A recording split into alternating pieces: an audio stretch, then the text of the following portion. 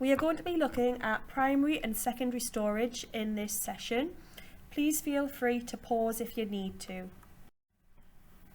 So, the two types of storage in a computer, I split them into two categories, which are primary storage and secondary storage. We're going to start by looking at primary storage and then moving on to secondary storage in more detail. So primary storage is very quick because it's directly accessed by the CPU. It's typically smaller in storage size, and it's sometimes called main memory. It includes RAM and ROM. Secondary storage is slower because it's not directly accessed by the CPU. It is typically larger in storage size, and it's used for the long-term storage of data and files because it is non-volatile. It includes magnetic, optical and solid-state storage. Volatile and non-volatile storage. So storage is also split into two types. We have volatile and non-volatile. Volatile storage is temporary. This is when data is lost whenever the power is turned off, and an example of volatile storage is RAM. Non-volatile storage saves the data even when not being powered. Data can be stored long-term and accessed when the computer is switched on. An example of non-volatile storage is ROM. So why do computers need primary storage? Primary storage is low capacity, internal storage that can be directly accessed by the CPU. Program instructions and data must be copied from the hard drive into RAM to be processed by the CPU because primary storage access speeds are much faster than secondary storage devices like the hard drive. Types of primary storage. So we're going to start now with random access memory, or RAM. RAM is volatile, it's temporary storage, and it stores all the programs that are currently running. RAM also stores parts of the operating system that need to be accessed by the CPU. RAM is made up of a large number of storage locations, and each of these can be identified by a unique address. Read-only memory, or ROM. ROM is non-volatile and it can't be changed. ROM stores the boot program and the BIOS for when the computer is switched on. The BIOS then loads up the operating system to take over managing the computer. Virtual memory. Programs must be stored in RAM to be processed by the CPU. Even if there is insufficient space in RAM for all the programs, the computer can use a hard disk drive as an extension of RAM, and we call this virtual memory. If new data is needed to be stored in RAM, then unused data in RAM is moved to the hard drive, so the new data can be transferred into the RAM. When it's required, the data can be moved back from the virtual memory into RAM. Using virtual memory allows users to run more programs simultaneously with less system slowdown. Going to do some exam questions now. Number 1. Describe the differences between primary and secondary storage. This is a 6-mark question. Pause it while you write your answers. Answers. Primary storage is quick for 1 mark, whereas secondary storage is very slow for 1 mark. Primary storage size is rather small for 1 mark, whereas secondary storage size is quite large for 1 mark.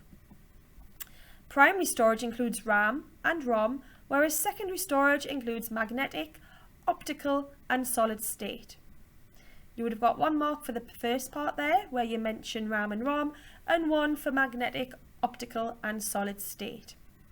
Another word for storage size is capacity. Question 2. Explain the difference between volatile and non-volatile. State an example of both types. Pause this video while you answer your question. Answers. Volatile storage is temporary and data is lost when the power is turned off. An example is RAM. Non-volatile storage saves the data even when it's not being powered. An example is ROM. for 1 mark. So that would give you 2 marks if you gave an answer like that for that question. Question 3.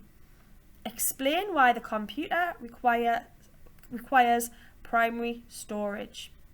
Again, pause this video while you answer your question. This is a 4-mark question.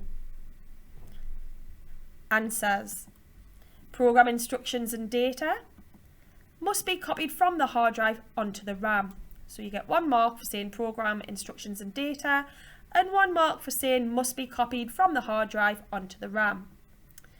To be processed by the CPU, 1 mark, and primary storage speeds are faster than secondary storage speeds for 1 mark. So let's put that all together. Program instructions and data must be copied from the hard drive onto the RAM to be processed by the CPU. Primary storage speeds are faster than secondary storage speeds. So you can see there where you gain the 4 marks from those 2 sentences. 2.2. Secondary storage. Secondary storage is non-volatile storage used to save and store data that can be accessed repeatedly. Secondary storage is not directly embedded on the motherboard. It could be external, like an external hard drive, which we'll look at later on. And therefore it's further away from the CPU because it's not on the motherboard. So it's got slower access speeds than primary storage. By now you should know what non-volatile means. So here are some of the characteristics you need to know about. So capacity is the maximum amount of data that can be stored on the device. Durability is the strength of the device to last without breaking. Portability is how easy it is to carry the device around. Access speed is how quickly data on the device can be read or edited. Cost is the average price it costs to purchase a storage device. And reliability is the likelihood of the device continuing to perform well over time. So, magnetic storage. A magnetic hard disk drive is the most common form of secondary storage within desktop computers. Within this, a read-write head moves nanometers above the disk platter and uses the magnetic field of the platter to read or edit data.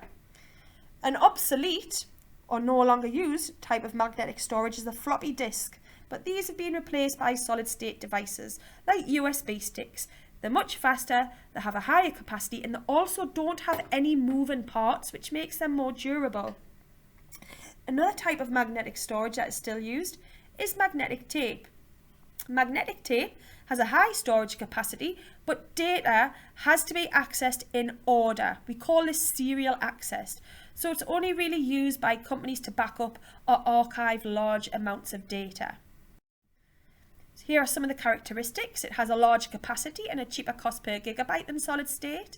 It's not durable or very portable when powered on because moving it can damage the device. And it has a slow access speed, but it is faster than optical storage. An optical storage uses a laser to project beams of light onto a spinning disc, which means it can read data from a CD, DVD or Blu-ray. This makes optical storage the slowest of the 4 types of secondary storage. Disk drives are traditionally internal, but you can get external disk drives, and they can be bought for devices like laptops. Some of the characteristics are that they have a low capacity. They are not durable because they are very fragile and they can scratch and break easily. They're thin, so they're very portable, but they're also very cheap to buy in bulk, but they have a very slow access speed. In solid state storage, there's no moving parts. They are starting now to replace magnetic hard disk drives because they are usually quieter, faster and use less power.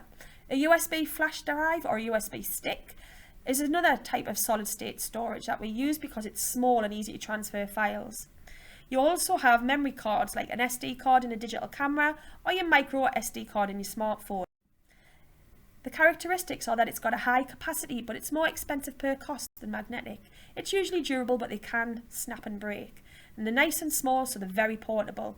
They have a very fast access speed because they have no moving part. Question 1.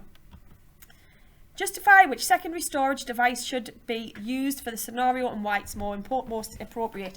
Pause the video for the 3 scenarios and write your answers. Question 1. Answer. Sending videos and pictures to your family through the post. Would be an optical CD because it's portable. Storing a presentation would be Solid state like a USB drive because it's small and portable. And back in an old computer with thousands of files would be magnetic like an external hard drive because it has a large capacity and cheap cost.